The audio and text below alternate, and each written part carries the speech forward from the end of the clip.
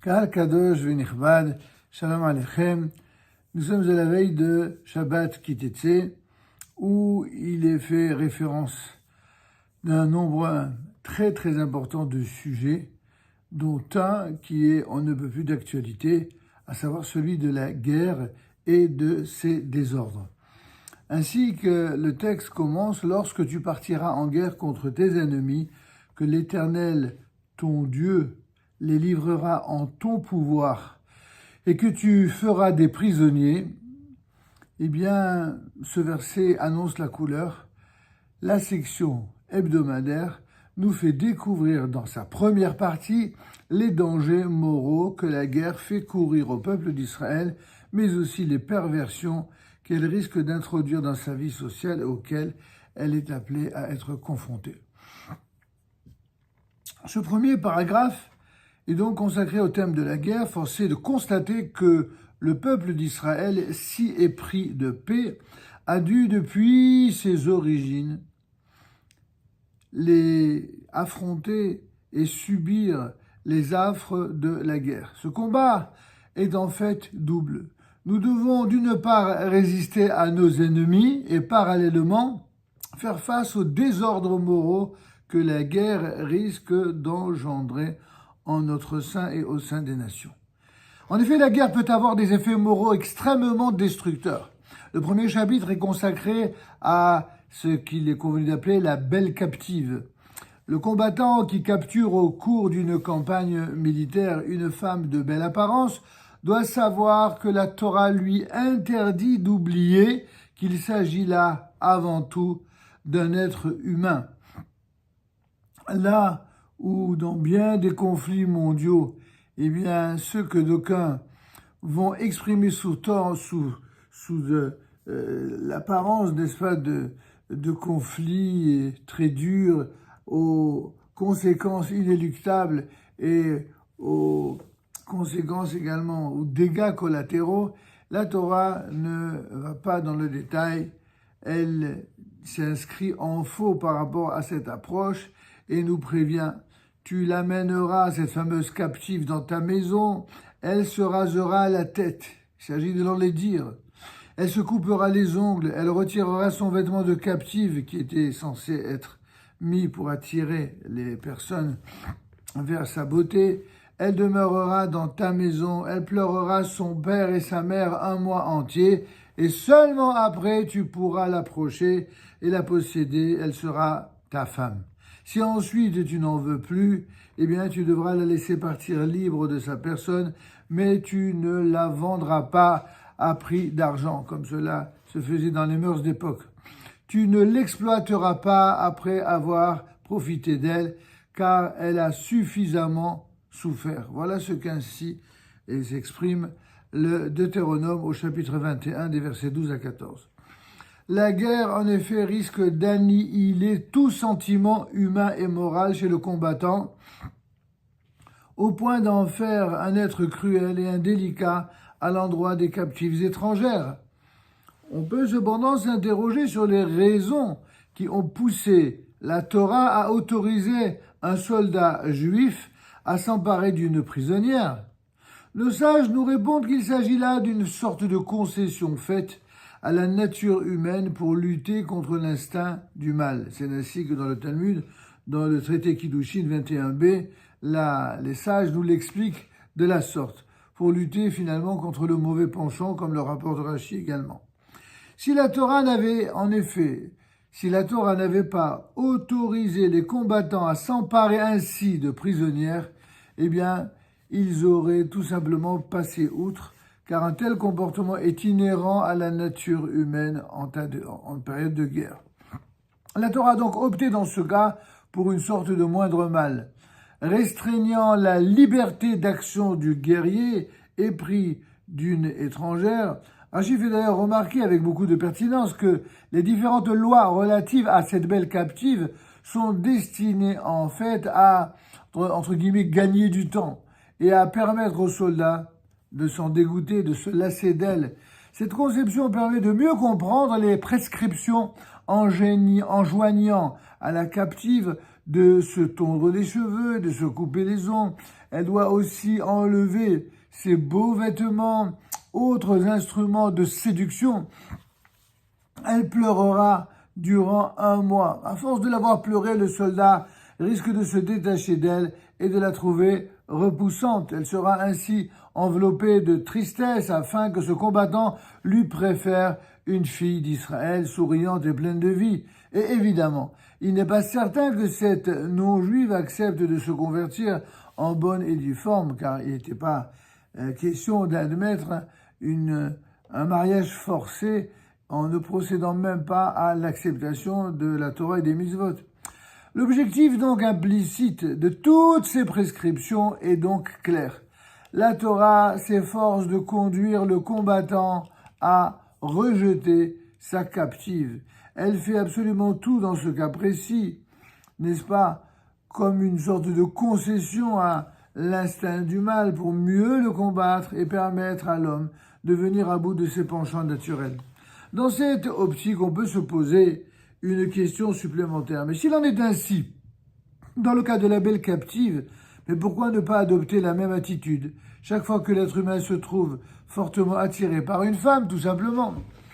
Or, parce que, disent nos sages, nous nous trouvons ici dans un contexte tout à fait particulier. Lorsqu'il part en guerre, l'homme devient un soldat qui a pour mission essentielle de lutter et de vaincre ses ennemis.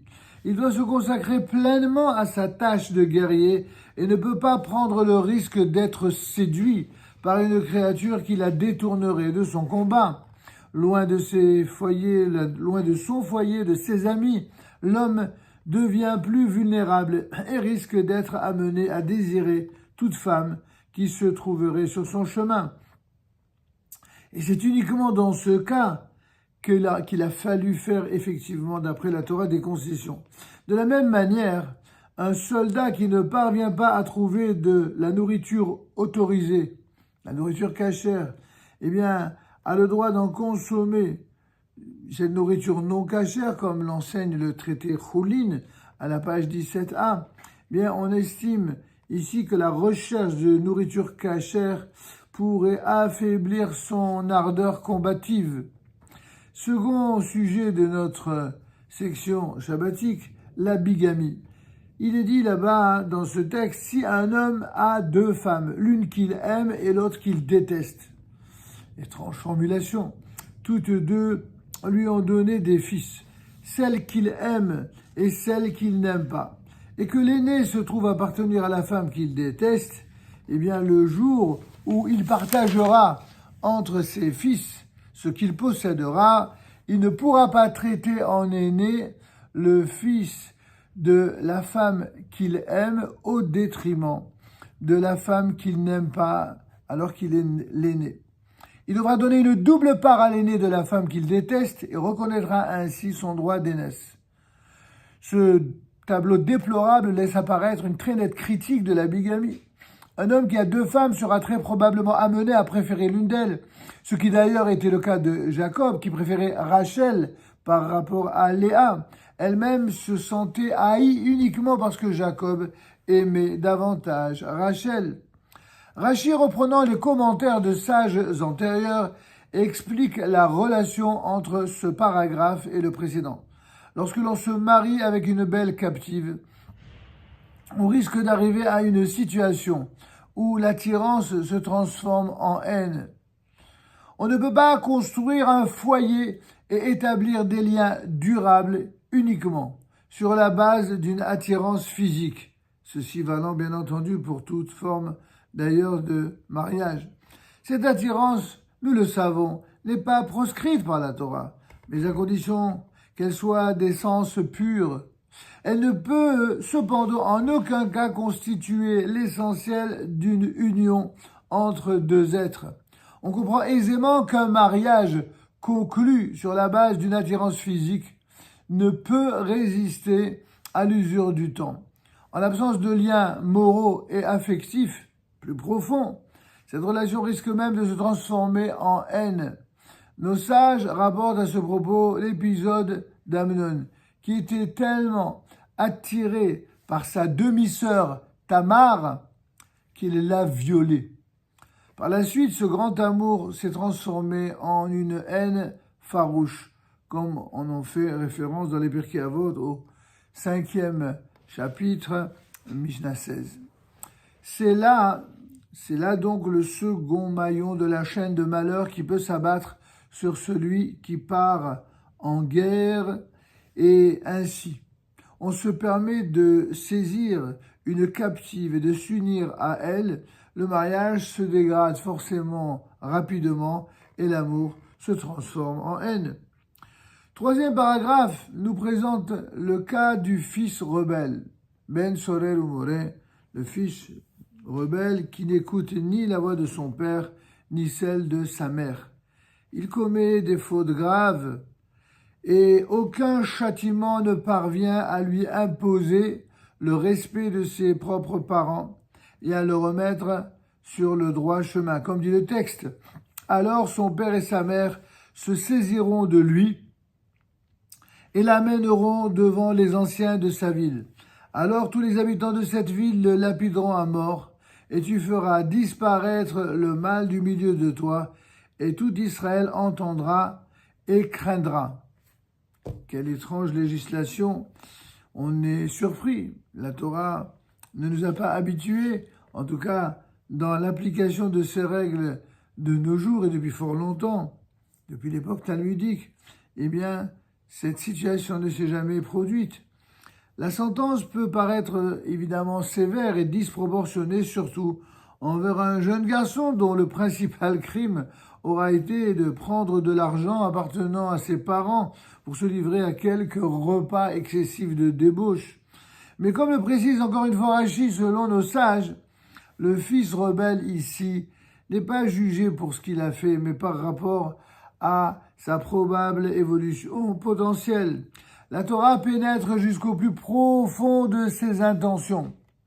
S'il a dilapidé l'argent de ses parents, eh bien il deviendra par la suite un bandit de grand chemin et n'hésitera pas à dépouiller tous ceux qu'il rencontrera. Et c'est pourquoi la Torah a voulu couper court à ce débordement de mal et de débauche et mettre fin aux méfaits du jeune homme avant qu'il n'atteigne des proportions encore plus dramatiques et surtout dont les conséquences seront absolument terribles et pour lesquelles on ne pourra plus rien. À notre époque où tant de jeunes désœuvrés n'hésitent pas à voler ou à tuer pour se procurer de la drogue, eh bien ce commentaire de Rashi n'a rien perdu de sa pertinence. D'ailleurs, ceci nous rappelle une réponse qui avait été donnée par le Rav Moshe Feinstein, une réponse très célèbre dans ces fameuses Igrot Moshe, dans lesquelles on lui posait la question de savoir que faire de quelqu'un qui étudie la Torah dans une yeshiva et dont on a appris que malheureusement non seulement il s'est livré à la drogue, mais qu'il a entraîné d'autres camarades à en faire autant, d'avoir donc il exerce une mauvaise influence sur ses camarades et il a eu des comportements terribles vis-à-vis de tous, alors que par ailleurs c'était un jeune homme brillant. Et le Rav Moshe Feinstein, qui répondra à la question posée par un Rosh Yeshiva, lui donnera comme exemple justement celui de Ben Sorel ou Moré, qui apparaît de la paracha de Kitetse, comme pour nous dire que, en fait, cette paracha, dont d'un point de vue concret, on n'a jamais eu de cas qui a été présenté devant le tribunal pour de telles accusations, il fait remarquer qu'il est impossible que la Torah ait pu exprimer un enseignement qui, entre guillemets, ne servirait à rien et qui n'avait pas d'effet dans la réalité de la société humaine.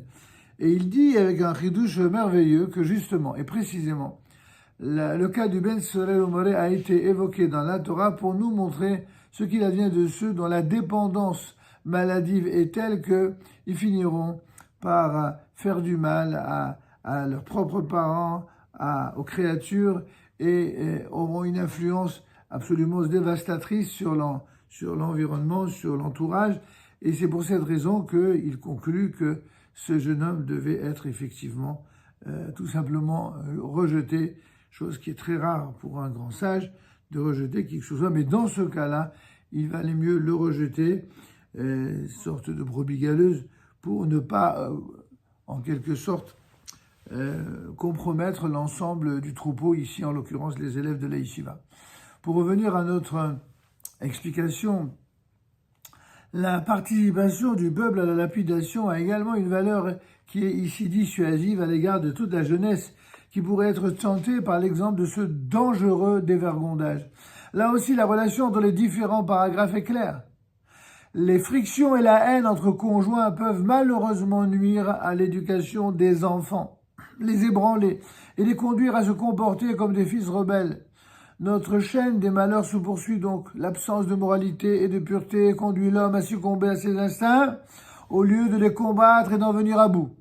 Le fait d'être attiré physiquement par une personne non juive ne peut en aucun cas aboutir à une union solide, même après la conversion, si cela a été fait sans aucune sincérité et intention constructive. Au contraire, elle risque de susciter à la longue une haine mutuelle et par là même de porter préjudice à l'éducation des enfants. Tel est donc le triste tableau de la guerre que la Torah nous dresse ici. Au-delà même du cortège douloureux des pertes en vie humaine, cette description devrait suffire à nous dissuader d'entamer un conflit. Mais à la vérité, il manque encore un élément dans ce raisonnement bien pessimiste en apparence. Toutes ces recommandations, nous explique Rashi, qui reprend le Sifré, ne sont en effet valables que dans le cas d'une guerre dite facultative, en hébreu milhamet reshut, et certainement pas lorsqu'il s'agit d'une guerre obligatoire, qu'on appelle en hébreu milhamet mitzvah, ou alors une guerre de défense, comme celle par exemple qui a été imposée par le drame de Simchat Torah.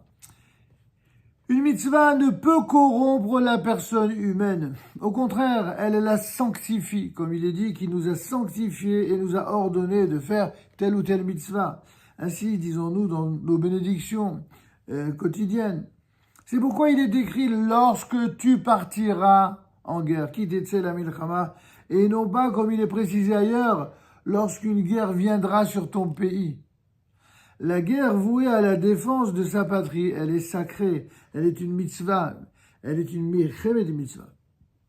Par contre, la guerre de conquête, même si elle est autorisée par les sages du Sanhédrin, comme on le voit dans le Rambam, dans les Ilchot Melachim au chapitre 5, elle comporte des risques de tout ordre et fait l'objet de sérieuses réserves.